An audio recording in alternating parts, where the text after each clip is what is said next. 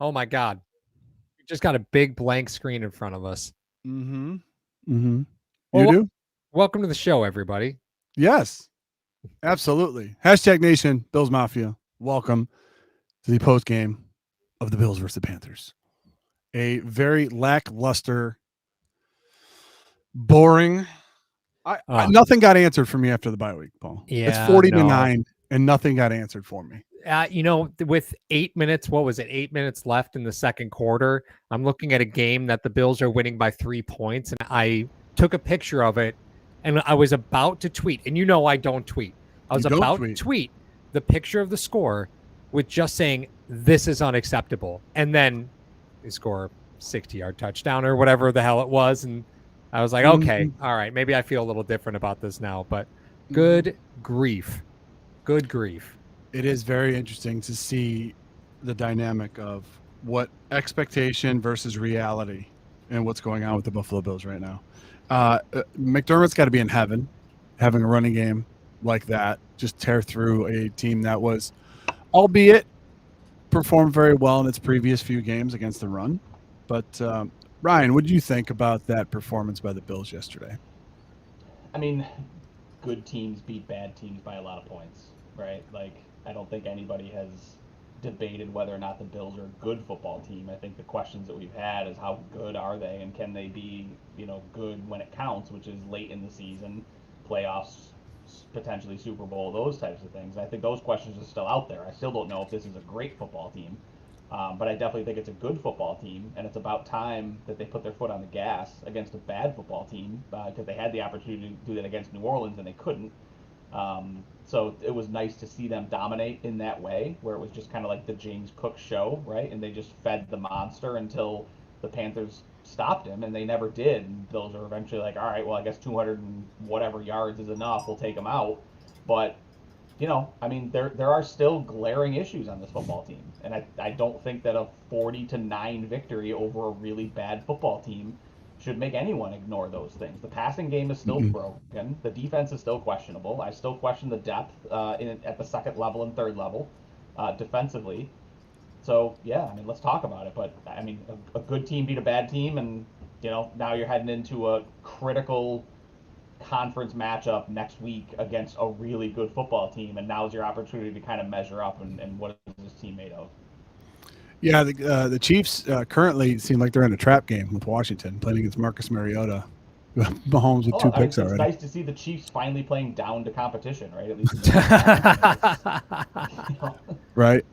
Yeah, a lot of things in that's that been it's been game. McDermott's staple for the last 9 seasons. So it's nice to see another team finally struggle with that. A lot of things that you just said, Ryan, that I would like to echo as far as I nothing really jumped off the page with me. I mean, the passing game. You have known for a number of weeks now that your wide receivers have trouble getting separation, and you just can't call your offense and expect 17 to figure it out on the field. You got to try to scheme these guys open. I mean, Keon Coleman looking disengaged. He doesn't look like a guy that you got at the top end of the second round. Um, those quick hitters, the Shakir. I mean, teams are going to blow those up eventually. Mm-hmm. You got Dalton Kincaid who had one catch, excellent catch, but you never went back to him after that. And I don't know if you could have gone back to him after that. It just seems like the halftime adjustments that we have grown to enjoy over the past 2-3 years are not there anymore. And I don't know. I thought the bye week would have fixed it, unless they're just mailing some of these games in. Are they just mailing games in? I mean, we'll get to the injuries, we'll get to the all the other stuff that happened during the game, guys. But as far as this game as a whole, you dog walked the team that you should have dog walked. You know what I mean? I mean, And it took you a while to get there, though. oh Like yeah, that was part of the problem for me was, first quarter again, I just didn't feel like, Buffalo had opportunities and they're kicking field goals in situations that against a bad football team, you don't expect them to be kicking field goals. And then, the defense makes a bunch of big stops and, forces a few turnovers and in great field position, and all of a sudden you're beating the pants off of a team you should have been beating the pants off of at minute 14:59, right? Like you should have been Mm. second the game started. It took a while to get things going. So, like, I do think there's still some things to complain about here because, yeah, they're not a very good football team, and it was just a matter of waiting Andy Dalton out.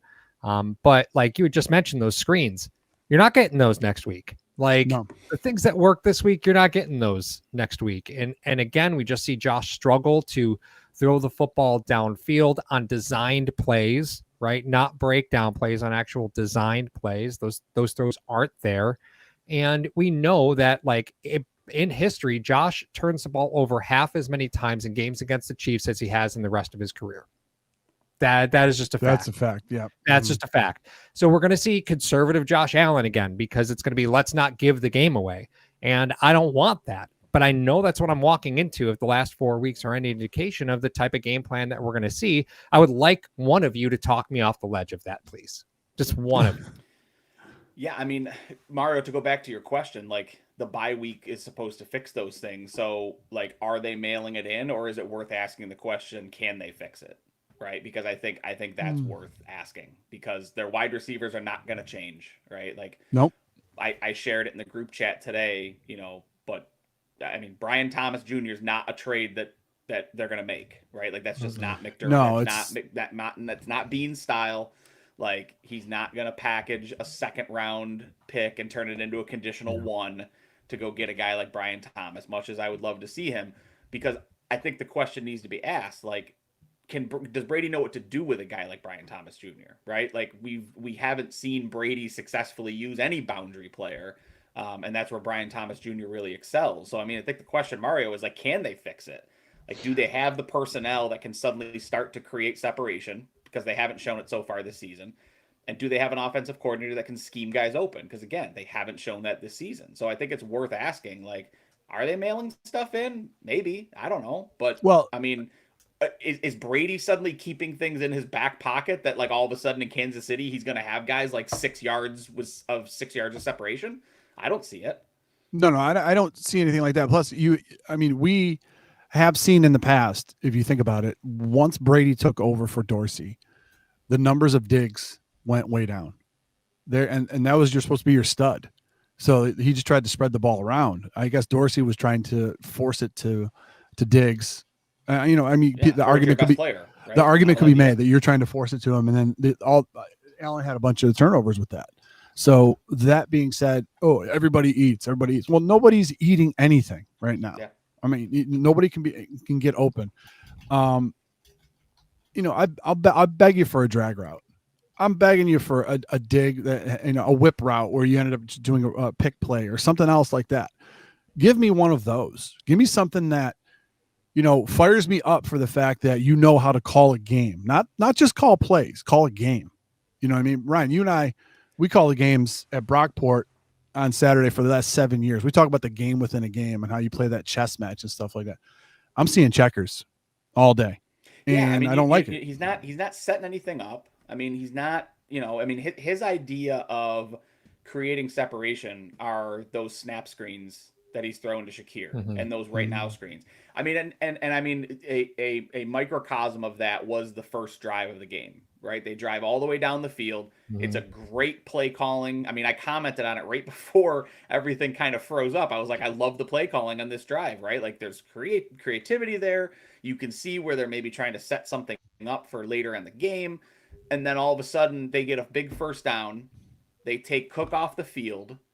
He's off the field for 3 straight plays, and they go, I think it was incomplete. No, it was the Ty Johnson run. Ty Johnson for no gain. Josh Allen incomplete to Ray Davis, and then sack. Right. So, number one, why is Cook off the field? Like, Mario, you said he played 28 snaps. 28 snaps the entire game. What do we do? I understand if you want Ty Johnson in the game to pass protect, right? Because that's not Cook's strong suit. Never has been. But you mean to tell me that there's a pass catcher on that team not named Dalton Kincaid that should be on the field over James Cook? Split them wide. Put both him and Johnson in the backfield. Like we see Detroit do that all the time with Montgomery and Gibbs, right? Like, add some dimensions or add some misdirection. You know, keep the defense guessing. But like these runs to Ty Johnson up the middle, and then the runs that try to get Ray Davis to the edge. Like, I don't know what's going on here.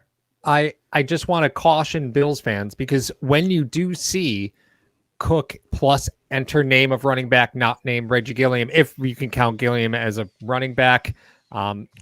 If you the ever broadcasters even said that he wasn't a tight running back. I know. He's a tight end. So it was National Tight Ends Day, so I think they were accepting all applicants. But with that being said, if you ever see two real running backs in the backfield, it will either be the first 7 plays of the game at the first half or the first 7 plays of the game at the second half. They will be packaged, designed plays. Or victory formation. Yeah, they will be specifically designed plays, and they're not real formations. They're not things they're going to run consistently throughout the course of a game. The moment you see it, that will be the only time you see it, and you will not see it again. If it just happens to appear next week, I just want to make sure, just because you saw it once in the first 10 plays of the first half or the second half does not mean that it's a thing for them. It's that does not mean anything. And that's what I'm talking about, right? Like we saw a lot of creativity early in the script, but we've seen that before. And to Mario's point, like that never translates to anything later in the game. Like you never go back to those plays and run a misdirection off of it. You never go back to those plays and run a play action off of them. Like show the look, set the look up, then run something off the look that looks different, right? And I mean that's play calling like 102, maybe not 101, maybe that's formations, but 102 at least, Mario, right? Like you gotta show them, and then go the other way with it. And that's the easiest. Yeah, you got to evolve your offense. Get everybody going one way and get your receivers going the other, and suddenly guys are open. You know, we talk a lot about tendencies here on the show, and because we've been through this song and dance before. I mean, there's a lot of things that we catch or we see, and we're like, okay, I got an idea of what they're trying to do, and I don't have any clue what Brady's trying to do. I think, to your point with Ray Davis and Ty Johnson carries, I know why they're trying to do it. They're trying to keep the defense honest. Sure. You can't bring Ty Johnson in and throw just say, yeah, he's all and to that, I think Allen was the one that was the cause for the first sack. And if I'm being specific, if I remember the play correctly, he had Ty Johnson on his left, and then put him out right, and send him out like he was in the formation, and they brought extra guy, Paul's buddy David Edwards, blocked down instead of blocking out, and they brought one more than you could take, and then that was straight from Atlanta. I mean, people were getting PTSD from Atlanta after that play and be like, oh God. Here we go again with the blitz and stuff. He didn't shift the line the correct way. He misread the blitz. So that could possibly be on Allen. That could possibly be on Brady. I don't know. But later in the game, he brought Ty Johnson in, and he did pick up the blitz. And Allen ended up rolling to his right, and it was incomplete. But he rectified the problem when it was before. But like, I don't see, maybe he couldn't get to his script what he really wanted to, Ryan. I mean, maybe one of those things was, hey, let's try to run the ball early with Cook, and then we'll do some play action. He didn't have chance for play action. He took it to the house 3 times, twice. You know what I mean? So I don't know. Plus that splash play by Shakir, you can't expect that. I mean, you got what is it, 6'6" or 6'3", and then you throw that and he gets a 60-yard. You can't bank on that every game. I mean, he is explosive and he is dynamic out there. He is basically your James Cook on the edge with how dynamic he is. He just never goes down. But teams are going to key on him, and they're going to load the box. What are you going to do? How are you going to get guys off him? So interestingly enough, so far this season, James Cook has yet to catch a ball in the game they lost. So in the 2 losses, James Cook has 0 receptions. Games they won, James Cook has 12 receptions, which is not a lot for a starting running back. Let's just put that out on. Let's put that up right now. Those are Derrick Henry numbers. Let's put that right. That's what I'm saying. Right. So it is very predictable when James Cook is on the field.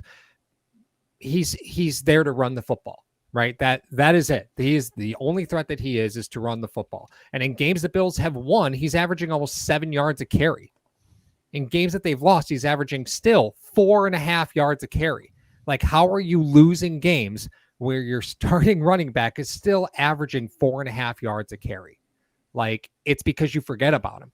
like in those games, James Cook, in the games that you've lost so far this year, James Cook has run for 136 yards in 32 attempts across those two games, 87 yards against Atlanta, 49 against New England, right? You just forget about him, and you forget that he can catch the football. That's an offensive dynamic that you need to add, because it's getting very, very predictable. And when James Cook is on the field, he's there just simply to run the football. That's it. He is no threat to you anywhere else. Yeah, you talk about. I think the issues that you have, one, and it kind of goes back to like, can they fix this, right? Because it's fairly obvious. Like, it's fairly obvious what's going on with this offense. I mean, if three schmucks like us that on a YouTube channel can figure out what they're doing offensively, like, I'm sure it's not difficult for Spagnuolo to figure out what they're doing offensively, right? Like, so the fact that they haven't fixed it yet, the fact that you still have James Cook off the field, and the team goes 1-2-3, field goal after a successful drive where he was averaging 7.5 yards a carry on that drive. Like, those are things that a 40-9 victory against a bad football team should not erase in anyone's mind, right? Until they go out against a good defense and a good football team and put a good script together from start to finish. Like, this team has glaring issues that they need to address. The one thing that I will say, and we can kind of shift gears if you guys are okay with it, like, defensively, I liked what the defensive line looked like. I mean, we've talked ad nauseum on this channel about what this defense will look like when Hoyt and Ogunjobi come back. And like, what a stark difference on that defensive line with those two on the field. Yes. And what a stark difference it was in the secondary when Trey White doesn't have to be your opposite boundary corner every single snap of the game. And that's going to continue to go down, right? I mean, Hairston was good in the sense that you didn't hear his name in a negative way all game, which means he played okay, I guess, for a rookie. So you would expect that snap count to go up. So like, defensively, like, do we feel better about where the defense is, especially now that McDermott's willing to jump in and kind of like call some plays, which is what he said he did? Like, are we feeling okay about the defense? Because I'm feeling better about it than I was last week. He said they shared the defensive, which is fine. I mean, whatever they want to call it, right? I mean, he probably gave it back to him when they were up 20. He did the same thing with Leslie Frazier, right? Like, they shared play calling duties. It came back to bite him in the playoffs, but that's because you had two guys that are both defensive guys fighting over it. Like, you're not going to have that issue with Babich. Babich is going to give up the play calling duties when push comes to shove. That's how this dynamic's going to work. Yeah. Just to give you guys a heads up, the top 10 rushers currently in the NFL. I just want to get to this right before we get to that, Ryan. Top 10 rushers in the NFL now. You got Taylor, Cook, Dobbins, Williams, Dowdle, Hall, Robinson, Achane, Gibbs, and Barkley. Okay. And Taylor's a monster this year. Taylor's a monster. Like, oh my God. J.K. Dobbins is four games with 3 touchdowns. I know. J.K. Dobbins is the only running back on that list that James Cook has more receptions than. He has 9. I mean, J.K. Dobbins has 9. And J.K. Dobbins is a stiff breeze away from his NFL career being over again. Yeah. So, Paul, you made a great point with it. It's like they're not using this guy to his full potential as far as what you're doing, and it almost seems like if this was like, let's say he was franchise tagged this year, do you think he'd have more receptions out of the backfield? No, I don't think that matters. They paid for him. Yeah, to me, I don't know if that necessarily it's weird. matters. That's the business side, and that's speculation. So I don't want to get into that. But as far as the defensive side of the ball goes, it's new and it's interesting and it's different. Ryan, I think that's what it is. But you know how these offensive coordinators are, especially Andy Reid. I mean, you'll get a wake up call next week when they start playing against Kansas City. But it is something new. It definitely a wrinkle that protects your back seven. You know what I mean? Like, we were talking about Ty Johnson and Josh Allen saying many times that he's the best third down back in the league. Well, to me, Taron Johnson is the defensive equivalent of that. Like when he's on the field, to me, he seems like a liability now. He's supposed to be a great cover nickel guy. And I don't see him covering covering guys great anymore. And then he's coming up in the run and he's washed out. So, or he's whiffing. Yeah, he's whiffing. But it's starting to, those are plays that he used to make, 2 years ago, last year. He's not making those plays now. I can't remember a pass he broke up. I can't think of a pass he broke up this year. It's been a hard season. It has. And I do want to call out, like, the Bills have been like you saw a pretty healthy dose of Jordan Poyer out there, and Steve had mentioned it in the comment section, a comment we had just highlighted. That's his second activation. So just to remind everybody, anybody who's on a practice squad contract, right, they could be signed by another team at any time, but the Bills are allowed to activate that player up to 3 times and not add them to their 53-man roster. Yep. Poyer's been activated twice so far. So you get one more game. That's it. You get one more free Jordan Poyer game. After that, you have to add him to your 53-man roster in order to activate him. And I think that's why seeing Jordan Hancock out there with Poyer at times was like let's see, do we really need to sign Poyer to the active roster or not? Yeah. It was like, let's just see what we can get. Let's see what it looks like. Because I don't know about you, but I know that we had talked about this last week. That secondary, just throw whoever out there, right? At this point, just give me something different than what I've seen. And I've seen a lot of rotations at that cornerback position for the last 2 weeks. It just looks like they're looking for answers. And I don't know if they're really satisfied with what they've seen from anybody, period. I mean, nice to see Hairston out there. I was shocked, honestly, to see him activated. Yeah, me too. And playing, I mean, he played almost meaningful snaps. Yeah, meaningful snaps. Yeah. Yeah, he had 27 out there. 27 defensive plays for 44% share. Yeah, you said Hancock and Poyer out snapping Hancock 3-1 in that game, just to give you guys a heads up. Hancock saved a TD. Was that the one where Dowdle broke it? That was the Dowdle run. Yeah. Yeah, and I mean, I think, Mario, I think, again, going back to the defensive line. The one thing I saw from the defensive line, we saw some of it last year. We haven't seen it at all this year. There were more than a handful of snaps that I saw and that started consciously looking for it. There were a lot where all 4 defensive linemen were standing up at the line of scrimmage.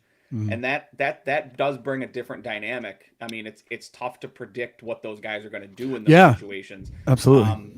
And then when you've got 3 linebackers, which, hey, novel idea, like let's get back to 3 linebackers on the field at the same time, right? With Andreessen, Williams, and Shaq Thompson out there, like.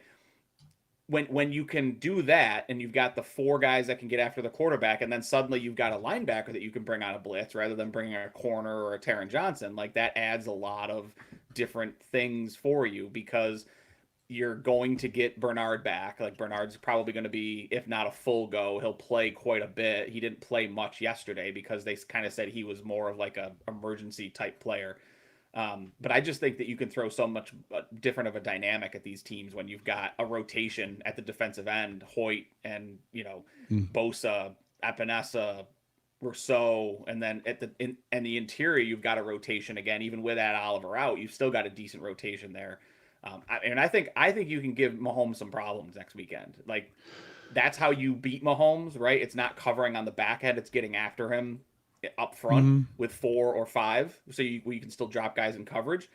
So far, 1 game sample size, but I mean they were able to do it, and I think that's going to be something to watch going into the game. Plus, they've only got 1 game worth of tape to prepare for this defense now because this was a different defense that we saw this week than we have in the past because 2 brand new players that were signed to be impact players were all of a sudden on the field.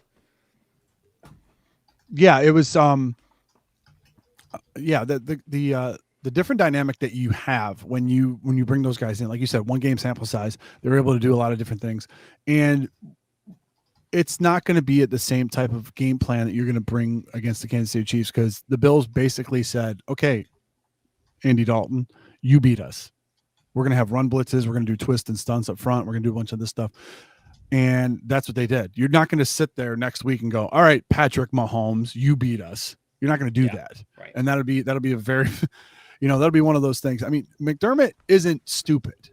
We bag on him on this show every once in a while, pretty much. And all the time. And it's every day.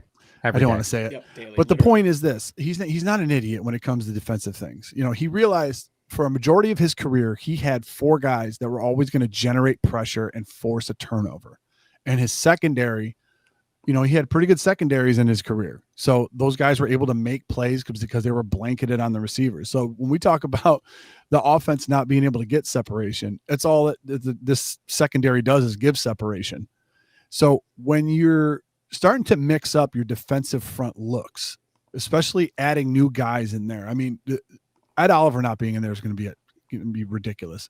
I think for the first 6 games before the bye, he was trying to generate pressure and say, okay, I have Rousseau, I have Bosa, I have these studs in the middle.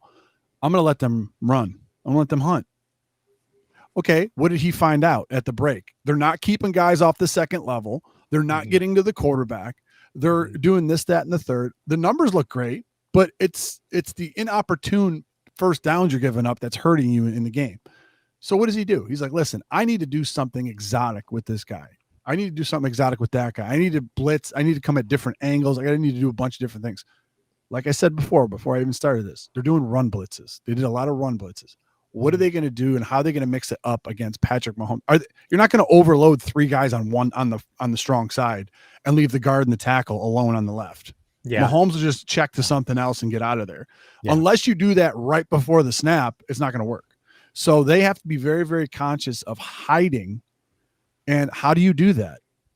How are you going to do that when you can't hear? Well, and teams at home. And teams have definitely taken advantage of the fact that the Bills don't want to show coverage until late, right? Like they want to wait till the absolute last second. And teams have been quick snapping the Bills before they can get all their coverage checks done. Like it has been happening all season, and it's a problem. I don't hear a lot of media outlets talking about it, but it is definitely an issue that in critical, like if you see a team second down going to third down, it's like 3rd and 6, but that team's just rushing just a little bit to get to the line. Yep. Like the reason is because they know that they can get one in on Buffalo. It's not necessarily a personnel thing. It's they're trying to get in before Buffalo can get their coverage checks done. And I think one of the ways that they're gonna try to combat that is you're gonna see Hoyt probably on the field quite a bit more. I mean, he was your leading snap guy at the defensive end position. He had 66% of the snaps, but I think they're going to increase that. And I think one of the ways they're going to increase that is try to capitalize on his versatility. Mario, we talk like about, maybe showing one thing and doing another, right? So do they have the opportunity to show Hoyt, maybe he lines up on the left side and then all of a sudden they drop him into coverage and they bring a linebacker off the right side, right? On a blitz or something. You mean when they used to put Edmonds in the A gap and then drop him out?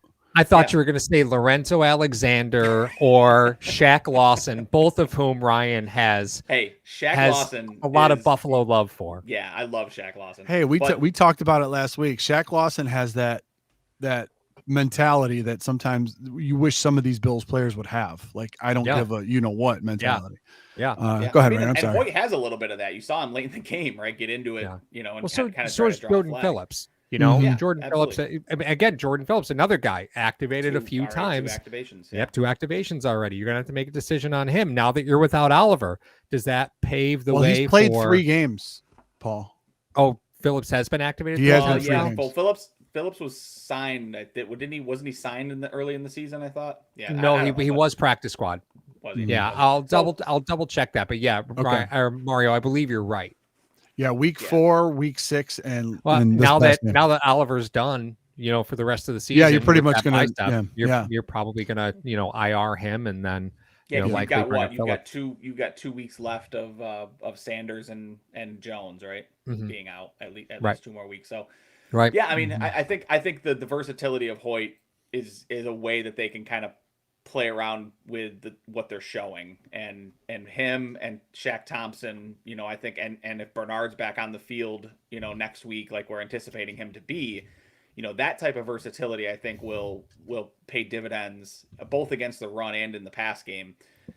It's just going to be interesting to see how they use them, right? And like, what's that defense? Because I'm worried about the defensive tackle rotation now. Like, obviously, it's going to be, because even yesterday, it was Ogunjobi led the way with the most snaps. Him and Deion Walker were the 2 most, and then it was Jordan Phillips. Ed Oliver goes out, so it's Logue and Logan Phillips, right? Like those are probably the 2 guys that are going to add into that rotation. So what happens when Deion Walker and Ogunjobi's snap counts go up, right? Like, do they become less effective? Because if that's the case, like you're going to see the rotation, but can they play 75% of the snaps? Those 2 guys, do they move to that type of a format where in the past they've just tried to rotate 4? So or do they start to bump guys inside, right? Like, Yeah. does Groot bump inside? And they go with much more of like a NASCAR package with Rousseau playing in the middle of that defense and trying to bring in Bosa, Epinesa on the outside. Groot moves inside next to a Deion Walker, and now they're throwing all kinds of things at him. Do you put do you put Bosa more than Groot on the inside? Would you put him on, and then I'd probably put move Groot just because Epinesa of his outside? length. I mean, I'd put Groot just because of his length. Yeah, he can can knock down those passes. If you think it's gonna be like a 3rd and 6 or second I and don't 6. do anything with Epinesa because I'm not sure Epinesa can do much more than what he does, which is just kind of anchor on one side of the field and get his hands up. Like, hey, he's good at it, and like you can make the argument that they probably should have extended him instead of just giving him a 1-year contract. But no, you should. No one needs to make that argument. That no, you don't. No, you don't. I mean, he's fine. He's fine in a rotation with Joey Bosa, right? Like. So, well, I do want to bring up something because we are coming to the NFL trade deadline. I'm going to change the headlines here. Trade targets. Listen, you got a game coming in against the Kansas City Chiefs. If you're going to make a deal, you got to make it tomorrow, right? Got to make it Tuesday. If you're going to bring someone in, is there a trade that Buffalo could make before the Kansas City game that would make a huge impact, right, to how Kansas City prepares for you? Would that be on the offensive side of the ball or the defensive side of the ball? If this saves your season, right, you got to beat Kansas City, and that's what you see the rest of your season being. Who's the guy that you're getting to go against Kansas City next week? Or are you looking more long-term and saying, yeah, we have to add somebody? Who are we really looking to add? Ryan, I know you mentioned at this top of the show, Brian Thomas. Rumors are floating that he's in and out of Jacksonville's favor. I can't see Cohen getting rid of him. Like, he's just too good a player. I'm young head coach, right? Like, I don't expect him to be able to understand how to handle all players at this point, but Brian Thomas is just simply too good of a player to just give away, especially on a rookie deal. So I don't see Brian Thomas as a realistic trade target, but I think there's a lot of teams in the NFL that now know that they can get out of some of these veteran deals. And again, I think Buffalo has proven that's the way that they lean, right, is to go with veteran players when it comes to trade. So you two guys, what do you think? Are we looking at trading tomorrow to bring somebody in against Kansas City, or are we looking more long-term? And if so, who could it be? Go ahead, Ryan.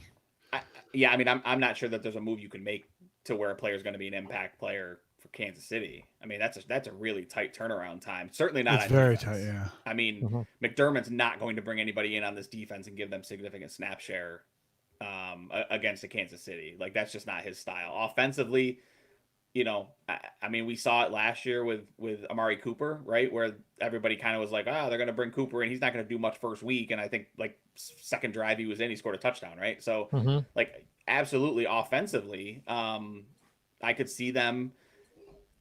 I mean, again, one of two things, right? Like, one, I'm just going to like preface all of this by saying like they're not going to make a move. Like, I just don't see them making a move right now. They value their draft picks too much, right, wrong, or indifferent. I don't know that there's very many attractive pieces on this team that they'd be able to package with a pick. Like we saw, Paul, I shared it in the group chat, right? Like the package proposed for Brian Thomas was Elijah Moore and a conditional second round pick. Which to me is just simply gibberish. That's just gibberish. Yeah. I mean, if anything, I mean, honestly, if anything, it's going to be, if Thomas is going one way, I think Coleman goes the other, right? Because it's basically two wide receivers rookie from deals. That draft that just can't find their footing, right? And it's salary for salary. It makes it nice, clean, and easy. But I mean, I think offensively, if it's not a wide receiver, like, miss me on it. I don't think that there's any need on this offense other than a wide receiver. Defensively, I mean, maybe you bring in a defensive tackle if you're worried about Daquan Jones and TJ Sanders missing long-term time. Now that Ed Oliver's out long-term. Other than that, it's a safety. Like, go get a safety because you just got reinforcements in Maxwell Hairston at the corner position. I think you let that play out to see how that looks from a depth perception, but safety, like, you got to find something. You cannot, I mean, guys, we can't, Jordan Poyer can't be the solution at safety. Like, that can't happen. Cannot happen.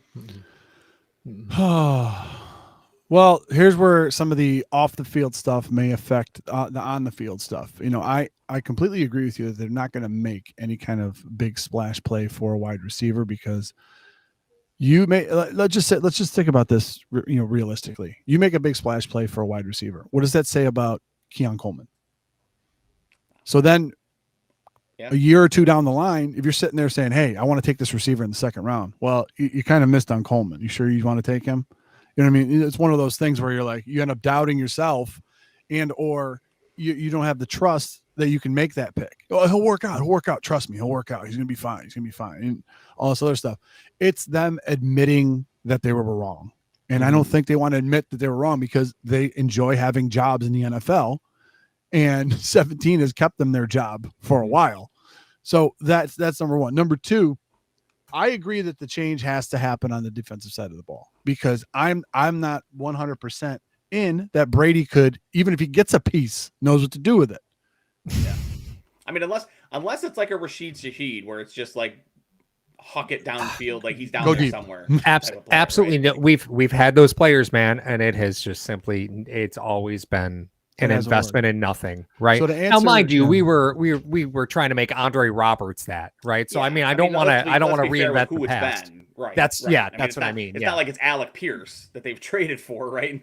Told him to run go routes. So yeah, I mean, I think Rashid, Shaheed is. If they're going to make a move, I think that type of move is the most realistic, just because I think he can be had for like a late day 2, early day 3 pick, and they're more likely to deal a guy like that than, I mean, a second round pick that can become a first for, a guy that's faster than the guy you have, faster and taller. Well, so I will. No, sorry, pause. Oh yeah, Mark, go ahead, bud. I was taking a page out of your book, which is a page out of mine. So does that mean I re-stole it back from you? Yeah, that's exactly what that means. I agree. Well, first of all, I just want to say that I don't think they're going to make a move to have a guy against Kansas City because the turnaround is just too fast. I don't think they're going to have that. That's one. Two, if they do make any kind of a signing, everybody in Bills Mafia is going to go, huh? Who? And it's going to be like a former second or third round pick that's just been wasting away. That's 28 years old, 29 years old that nobody picked up. High character guy, high motor guy, probably has, a family member that was in the league or something like that. But as far as that goes, I have a very daunting, Brian said this, but I have a very daunting thing for you guys. What if Shaq Thompson goes down? Yeah, like, you're how a big terrified are you? You don't have anybody. You look like you. In the line I was going to steal, Paul, was they make big guys every year. Just get a big 350 pounder. Literally, you can get a defensive tackle or like get a guy that you can plug in there as a one tech for a little bit. Like, I'm not saying he's a solution. I'm saying you can get a guy if one of yours goes down for 2 or 3 weeks. You can get a guy that can do that for you. I'm not saying it's going to be successful, but you can get a guy. Trying to get a guy that will quarterback your defense for you, because if Shaq Thompson goes down, you're in a lot of trouble on this defense. Yeah, big time. You're not putting the dot on Joe Andreessen. Yeah, I mean, and that's where the rumors of Logan Wilson come, right? Where he's been tied to Buffalo. Buffalo has had interest in him. He was a defensive captain. He's been green dot for the last 2 years. Like, all of a sudden, he seems to have fallen out of favor. He's officially asked for a trade now out of Cincinnati. Like, they just lost this past week to the Jets. Like, their season is on life support at this point. So they may look at a guy like Logan Wilson and say, you know what? Not going to need him for the long term. He doesn't want to be here. He wants a trade. Like, can we get a day 2 pick for him? Like, would you give up a 3rd round pick for a guy like Logan Wilson? I mean, you're Buffalo and that's a late 3rd round. How old is he? I'm just saying, how old is he? Is he in his 30s? No, he's not. I don't believe he's that old. No, he's 29. 29. Okay. Yeah. All right. You're basically recycling Shaq at that point because you're not going to have him next year. I mean, I want to pull back just a little bit, right? There's some moves in the NFL that signal teams are ready, right? And I think those are the moves that you need to look at. And Tyler Lockett signing with the Raiders tells me that the Raiders are ready for business. They're open for business. So that means Jacoby Myers is likely on the trade block. He's like their 2nd or 3rd on their, salary cap for this season. I think they're ready to get out of Jacoby Myers. Not that that's the move that you make, right? But you'd be very familiar with him from the time that he spent with the Patriots, so you'd already have an opinion inside the building on him. I'm sure they're looking to get out of. They just brought in Tyler Lockett. Yeah, that's what I mean. Yeah, they just signed Tyler Lockett, which tells you that they're ready to do business. They have Devin White there on a 1-year deal that I'm sure they're ready to walk away from because there's no they've got 2 wins at that point. What are you doing? I'm sure that they're regretting the Max Crosby deal because they're more than a quarterback away. Like they are a full rebuild. So what are you going to do wasting Max Crosby? He's got a $30 million cap hit this year, and most of it is base salary. So if you're going to deal him, he's cheap to deal right now. Like, and that's why when I asked can you make a move against Kansas City, you trade for Max Crosby and all of a sudden your entire defense changes, right? Yeah. And that's a player that you could bring in tomorrow and start tomorrow. Like, I mean, that's what I was referring. That when I asked that question, that's a day like a guy, a horse like that you can bring. I'm looking at Paul just from a dollars and cents perspective, right? That's probably Groot going the other way, right? Maybe, maybe, or it's definitely a pick. Like without question, it's definitely a pick. Yeah, it's definitely a pick. Yeah, like I mean, and that's why I mean, Mario, we talked. You talk about Logan Wilson's age, but like he's got 2 years left on his deal. Yeah, I mean, that's so so he's got 2 more years. They love those things. He's $9.5 million against the cap next year. $6 million to get out from underneath him. Like, I love how Paul subtly just called Vegas the AFC West version of the Browns. Like, they got Max. They suck so bad. They got Max, but like really the Browns have Garrett. Yeah, how do you think Garrett feels about that re-up? Right? Like, he could have gone anywhere and gotten that deal. Right. Have you looked at his contract though? It's so fun to look at. Yeah. It's base salary is like 1.6. Guys, I know that Devin White, or I know that Max Crosby is the fun name to look at because wouldn't it be great if? But I mean, let's just be honest, right? It would cost an incredible amount to get you're going all in Max Crosby. But is that the type of move that wins you a playoff game? I think it is. I mean, I think that type of player doesn't exist on this roster. I don't see them with that Crosby though. I don't think either. Right? I don't either. With Mark Davis, like Mark Davis isn't going to let him go. That's like Well, that's why Devin White is. Yeah, that's why Devin White's the more exciting player to me. He's 27, right? He's used to the dot. Like, this is a player that, again, like adds depth for you because you simply just don't understand what you have in Milano for the rest of the season. And he's just a ticking time bomb. Bernard is already banged up, and you still have a significant amount of time left to go. The cupboard's already thin when Shaq Thompson is your best linebacker. Right, like you have to do something here. And do you address the safety position? Sure, right. But I look at the Raiders as the team that's ready to go. Yeah, well, they did just bring Baylon Spector back. Yeah, like that helps. Yeah, I'm thrilled. I'm sure everybody in the chat is thrilled to hear that Baylon Spector is back. Devin White, 6 foot 252. Give me. Yep. Steve asked cap space. So cap space is a myth.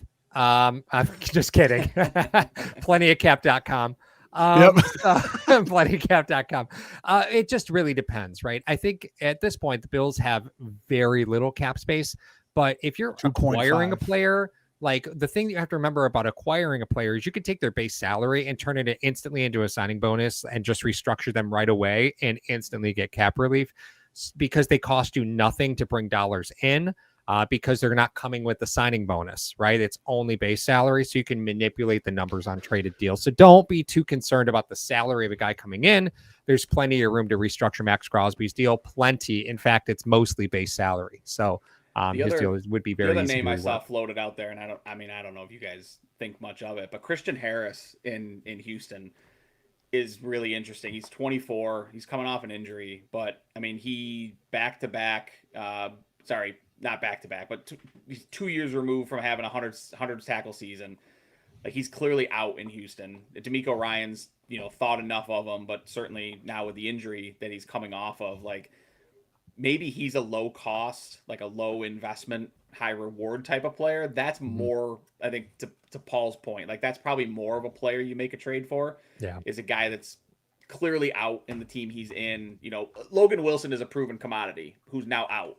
Right? Like, that's still going to cost you something, and there's still a contract attached to that. Christian Harris is still on a relatively cheap deal, 24 years old. Yeah, he's coming off an injury, but those are the guys, like, McDermott likes, like those prove it type guys. So maybe there's a name that you keep an eye on at the linebacker position, but I just struggle to see them pull the trigger on anything. I just, they've got so many injuries and they've got so many moving parts in terms of roster spots needed. And like, they like their draft picks too much. And the only time they use draft picks is to move up for different draft picks, right? Like they don't usually move them for players.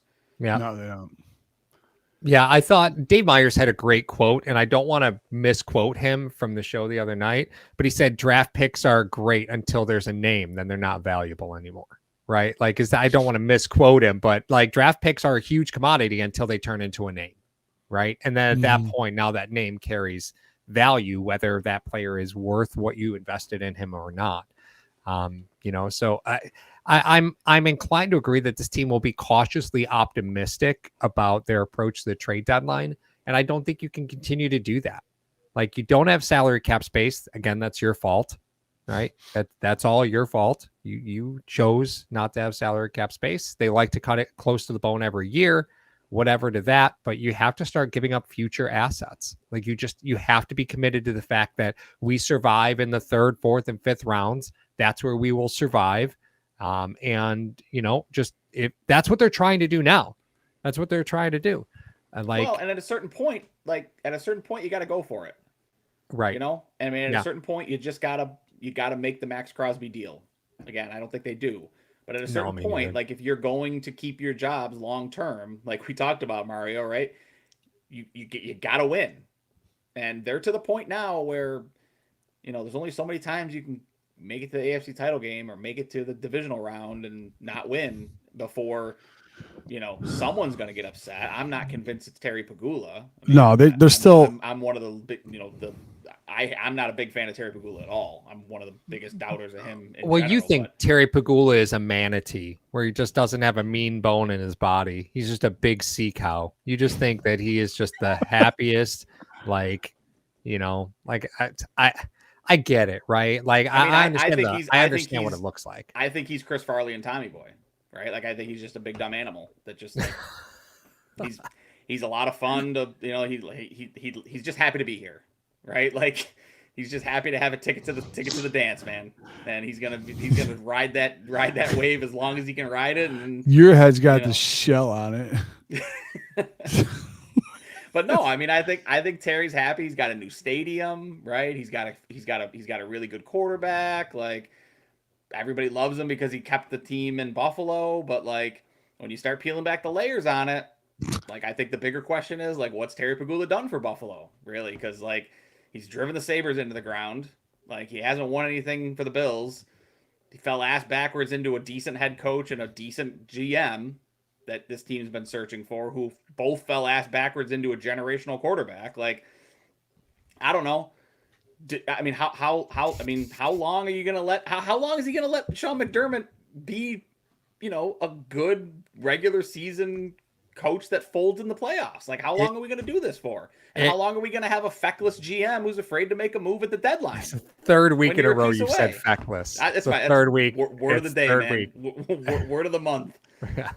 I will say that I don't want to back up any of those points, but I will say that it is challenging for me to watch defensive coordinators continue to be the scapegoat, and McDermott says, "Well, I'll just do it my damn self for a couple weeks," and then at some point. Right. If you can't find somebody that's capable of running your system, then your system's not capable of being run. Like, this is somebody that should understand it from nuts and bolts, top to bottom. Yeah. Who's and been here there? We are. He's losing play calling duties to your head coach who had the job last year. There's only so many times a manager can hire bad employees before you got to start questioning the manager. Right. He covered himself. He said they shared play calling duties so that next week, if Mahomes drops 40 on him, he'd be like, "No, I gave it back to him." That's what I'm saying, right? He didn't say he completely took it over, because you're going to ruin Babbich's career, his future, plus your legacy. I mean, Paul, I think Ryan said it the other day. You're talking about he cares about his legacy too. If he totally bags on Babbich for not being able to run his system, then Yeah. you're right. You can't run his system. He's the only guy who can do it then. Well, Congratulations. the guy who came up in your system still can't run it. Yeah, that doesn't make any sense to me because Precisely. he realizes that he finally gave away play calling duty when Hyde and Poyer were completely gone. Ever wonder that? That's just very weird timing that you gave them both up when you lost all your horses in the back end. I do want to point out, Jance Sports says that Pegula has brought 3 titles with the Bandits, so Ryan can shove it with his. He was the Bandits too. Yeah, I mean, and he also, he also ran the Nighthawks into the ground so bad that they left town. So like, I guess he's 1-1 in the National Lacrosse League or whatever. So box lacrosse, that's cool. Like, go win a title in field lacrosse. I don't know. Like, I don't. What words are you saying? I don't know. These aren't even. This isn't even a reason. He's gonna get a curling team soon. Yeah, no, I mean, we can do the show, right? Like Drew and I already did the show of like, is Terry Pegula the worst owner in sports? Like, we can do that again if you want. I got plenty of bullets left in that chamber, but I don't. I just think again when we go back when we talk about like this as a whole, right? Like McDermott, like he's bordering on Marvin Lewis territory. Like, can we agree on that?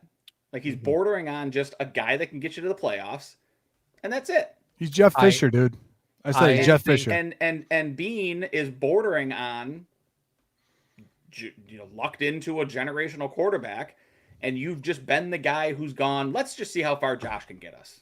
Like, let's just see if he can win a football game for us, right? Like, and then you have a coach that's let him down 3 out of the 4 years that he's been, he's had the best team. Ryan, I think at some point you have to, as the general manager, step up and say we need to stop hiring from within. We gotta start bringing in people with outside perspectives. We gotta stop hiring from within. Steve Hampton had a great comment. I just had it up on screen, and it's 100% accurate. At some point, you have to take accountability. You have to look around and say, we need different voices in the room that aren't ones that I brought in here 3 years ago and have cultivated to tell me what I want. Yeah. Here's my counter, right? Like, I understand that, yes, we do need someone to say that to McDermott, but if I'm McDermott, do you know what my counter would be? We need to stop wasting first-round picks on guys that can't get on the field for us. We need to stop wasting second-round picks on guys that wind up getting washed out of the system and go other places. Like, you can't have 2 generals. It doesn't work. You need one throat to choke, and you need one guy that can choke it in an organization. And right now, they don't know whose fault any of this is, right? Like, do you know whose fault this is, Paul? Because I don't know whose fault. Is it because Bean can't draft or player scout? Is it because Sean's system doesn't work or he can't make decisions in big moments? Like, both things can be true. But who's the one that's going to make the call to say, I'm not going to deal with Marvin Lewis. I'm not going to deal with John Fox. I'm not going to deal with Jeff Fisher, right? Like, somebody has to make that decision. And right now, you've got a guy at the top that I don't think cares. And you've got a fan base that is willing to go, we dealt with this for how many years, right? Like, who's your alternative to Sean McDermott? I don't know. Somebody that can win. That's not my job to figure that out, right? Like, who's your alternative to Brandon Bean? I don't know. The next nerdy bean counter that's like sitting in the accounting office and like knows a lot about analytics. Like, make Paul the GM at this point. Like, I don't care. Try something. Fine. Right? Because like you can't. How many dollar hot dogs? And that's my question to Bills Mafia. When the Bills fans go, well, who else but, right? My question is, when is enough going to be enough? Because they haven't proven that they can win. You're running into the top end to starting the decline of Josh Allen's prime. Like, at what point is enough going to be enough? Is it going to be Josh is 35 and you've won nothing? Because that's too late. And now you're waiting on a quarterback again. So someone's got to go for it. And I don't, again, we're back to the trade. Is it Max Crosby? Is it whatever? But like, someone's got to go. Let's just go for it, guys. Like, the hell with what the next 10 seasons looks like. I mean, you win a title, burn the stadium down, and just like pack it in. I'm good. I don't care what the next 20 years looks like after that. I'll go back to the drought if it gets me a Super Bowl. All right, I got 2 things. Number 1, Mark C. How long will we have Andy Dalton to help us out in bad situations like on Sunday? Thanks for that, Andy. Those who know. And thank you for the $5 dono. The other thing is this. The people who used to say that, Ryan, like, oh, well, who else are you going to get? This is prior to Allen. Like this is like starting over. You know what I mean? Like certain teams that the Bills have had during the drought, you had to start over. You didn't have a cornerstone MVP quarterback before. Yeah, if there's that going to be Bills guys job lining became open up to you Coach know- Allen. Yeah, absolutely. Like there's Yeah. you would have guys leaving good football teams if it Coach was Allen. the opportunity to come coach. You think John or Jim Harbaugh wouldn't kill to come coach Josh Allen? Like you don't like you kidding me? Like you don't think that you could go get Ryan Day or like any of these, like any of these guys out there? Like take your pick. Aside from Andy Reid and Nick Sirianni, because he's a head case, like pick your guy. And he's probably going to come to Buffalo at this point. Well, guys, Brian think Kelly is Ben Johnson, available. the disaster that he's got going on in Chicago, you don't think Ben Johnson would come here and coach Buffalo? Like, I mean, I just go back to like, and same thing with GM, right? Like you get a GM out there, the next young gun GM is, like, I don't have to worry about a quarterback, and I get that guy as my quarterback. Oh, okay. And I have James Cook, running back. by the way. That guy at running back, right? Like, and I get that guy at left tackle. Like, that's a job I'd love to take. To me, right? Like, I think you look at, and there's always popular models, right? When the Patriots were dominant, everybody says, well, you can win with 7th round draft picks, like they find talent everywhere. And then you run that course, and then you see how that sausage was actually made, right? And then now you look at Philadelphia because that's the flavor of the month, and they're like, well, you don't really have to value draft picks. Just pay a bunch of guys absurd amounts of money, and then just wait for the city to set itself on fire, then you'll be terrible. But they've hit on their draft picks. But right? they have hit on their draft Jalen picks. Carter. I mean, they're it's not like they're whiffing. No. Yeah. Like Cooper DeJean was a great snag for them, right? We talked about it during the draft. Yeah, I mean, Devontae Smith, Saquon Barkley was a free agent signing. Like that's a go for it type. Oh, you mean right? And you mean taking worked. best available works? Yeah, who'd have thunk?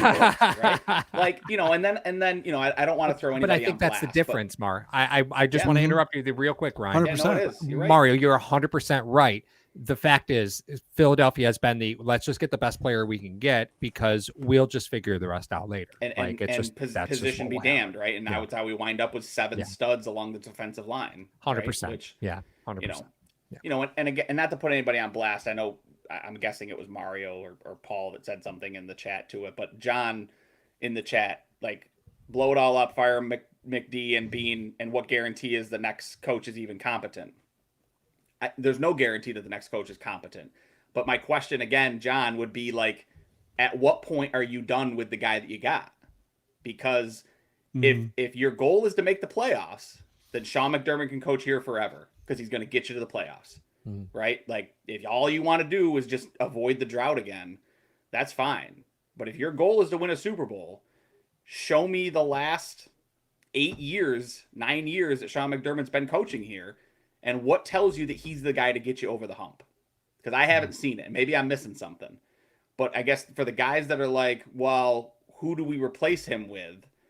At a certain, like, what's the access point to? I don't care who we replace him with, because he's not the guy. Like when does that? When do you cross that line? To be fair, the conversation point is probably not when you beat a team by 30 plus points. Sure. I mean, this is probably not the right time to have that. So maybe we're a week late. Maybe you should have gone on the 2-game losing streak when you lose to 2 teams you should have beaten. Well, I mean, on next week, point spreads are saying next week might be a 3-pointer there. It might be when you do it, right? I mean, do you have the conversation next week if the Chiefs beat you by 30? They're capable of it.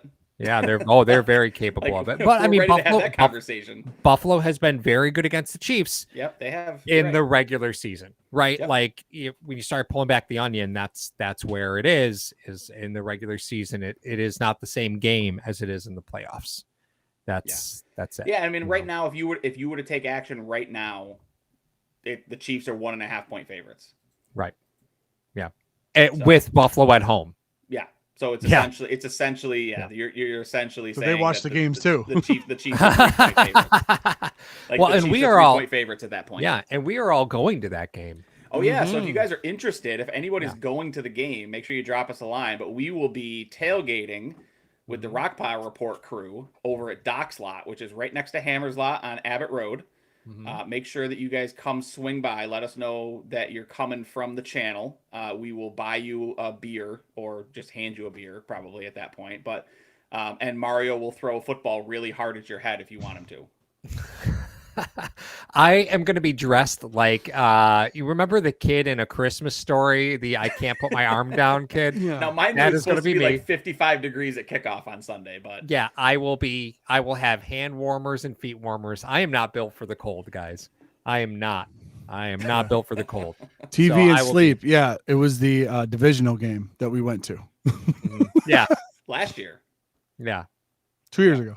2 years ago. 2 years ago, yeah, Yeah, that was 2 years ago. yeah, 2 years ago. That's right. Last year was the championship. Championship. Yeah, so if you guys are coming, make sure you drop a line, hit us up, slide into the DMs, whatever you guys want to do, set up some time, swing by. Paul's You can so meet mad. Drew, Drew in all of his glory will be there. So a good opportunity to kind of and maybe see Mario give Drew an F5 through a table. Who knows? Oh, We'll see where that'd the be night great. Takes us. That'd be great. I mean, Mario's he's not owed saying one. No. Mario's Is not saying he? No. He's owed one. Is Yeah, is there a receipt on that? Yeah, there's a receipt on that. Just for Drew being Drew, honestly. Oh, okay. All right. And for all of #Nation. And I will regale you with the greatest of Rochester beer because I will be bringing some Jenny Oh, with cream me. ale? Oh yeah, I'm bringing some screamers.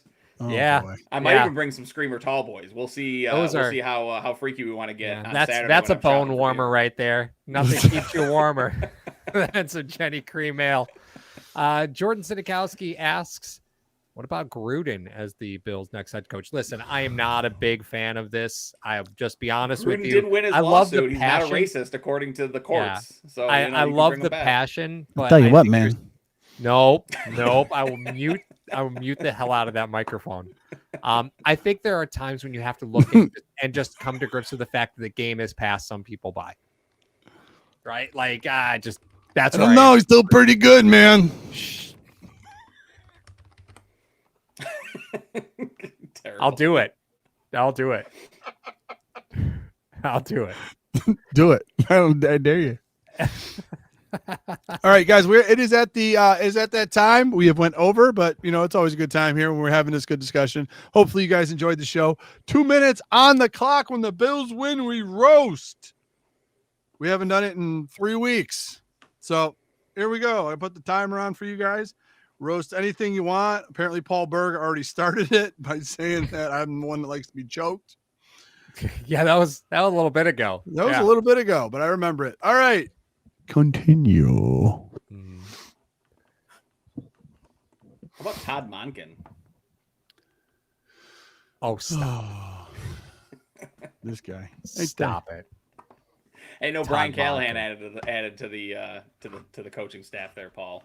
Well, I think Brian Kelly is available now. I think he just got Yeah, fired. he did get fired today. He got fired. Yeah. Offensive quality control coach. I don't know. They let him dance in the tunnel pregame. Not really that a what he roast, but does? thanks, Mark. Is that what he he's does? he's the one that did the video of him doing the recruiting trip, The What do we do 360 for a video. trade for McVay? Oh man, what McVay he would tossed do with around the idea of Allen. retiring. So Come with, on, are you serious? I hadn't with heard Stafford that. on it was 2 years. Was it 2 years ago or last year? He had kind of tossed around the idea of He's retiring, going 26 into years TV. old. Why would he retire? I don't hey, think he's gone through puberty yet. He may be a guy that's like, I'm good. I don't want to do another quarterback thing when Stafford's gone. I don't know. Listen, there's some. What Bruce Arians was like that. Arians was like, get me the hell away from rookie quarterbacks. I don't want to have anything to do with the rookie quarterback. That was Arians to a T. Yeah. I wouldn't mind Arians. I would. Gruden or Arians? Oh, Arians. I mean, Thank you. would I Fire. rather be shot or stabbed? Like, what the hell kind of choices are we tossing out of here? I think you fire Brady and go get the Wonderkin there. McDaniel. Wonderkin? McDaniel. McDaniels? He's gonna have a job. McDaniel. There's no S. McDaniel? Yeah. Okay. No, none of this Paul's is like, happening. Mario's Right. like, I'm not talking about this. All right, none of this Fickle. is happening. Freckle, whatever it is. Feckless? Feckless. Feckless. I threw the timer on 2 minutes. Nobody roasted us. What is that's going weird, on? right? Hold In on, this I'm gonna economy? Google feckless. Let's see. Feckless. I Googled it the first Lacking time. initiative or strength of character. Irresponsible. Well, I guess that's Tell fine. me I'm wrong. Tell me I'm wrong. I guess that's fine. We still talking about Drew? Well, we started talking about Bean, but we can talk about Drew too. I thought McDermott was feckless, not Bean. They're both feckless. It just depends on it's situational fecklessness. It's situational feckless. I want to point out that feckless in Danish is udeleg, which I think is way funnier than the word feckless. Yeah, I mean, if you want to go synonyms, like we can talk about worthless, useless, incompetent. Like pick a word if you want to feel more comfortable. Oh, Yeah. Great. He did his crossword puzzle this morning. We got to live through it. All right, guys, that's it for us tonight. Hashtag Nation and Bills Mafia. Make sure you hit all the socials, TikTok, Twitter, Instagram, and Facebook. For Ryan and Paul, I am Mario. This is Hashtag Sports. Until we meet again, we'll Go see Bills. you guys. Go Bills. Hello, fellow Bills fans. Sean Rogers, Realtor and lead of the Mr. Rogers Homes team. Did you know that real estate is one of the best ways to build wealth, and right now is one of the best times to own an investment property in Arizona? Please reach out to me. I'd be more than happy to answer any of your questions so we can take the next step to your financial freedom here in the Valley of the Sun, utilizing real estate. As always, God bless America and go Buffalo!